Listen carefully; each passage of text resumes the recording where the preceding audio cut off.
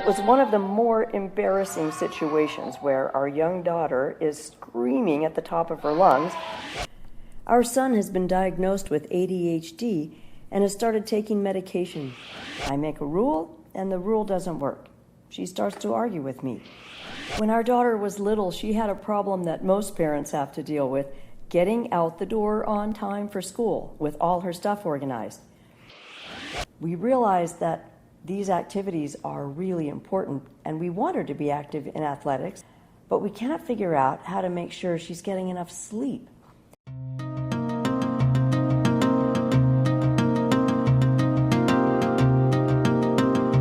So could you tell me a little bit about what Dharma means?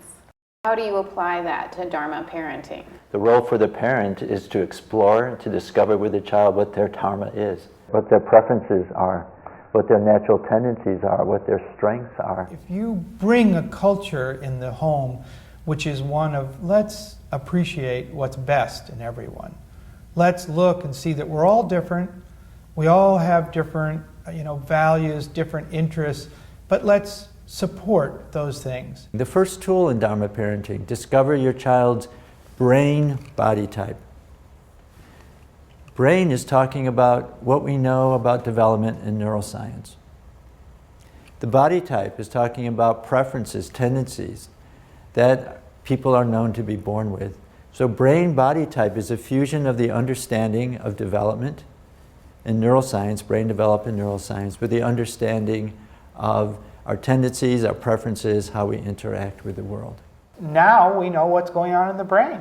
So that's kind of fascinating that we know, okay, not all the connections are there. They're making choices because a certain part of their brain is offline. That part of their brain that makes good decisions hasn't been hooked up yet. I conducted some research a number of years in Washington, D.C. at a school with learning disabilities.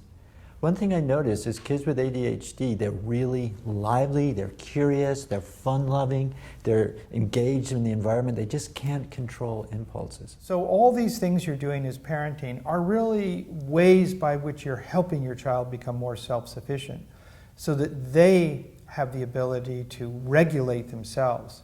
And that really is the name of the game.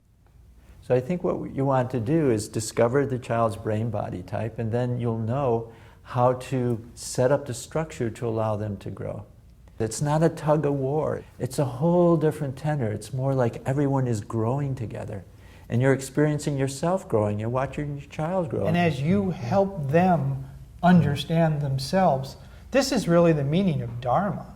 The real essence of Dharma is this kind of deeper, more refined appreciation and then the love grows deeper.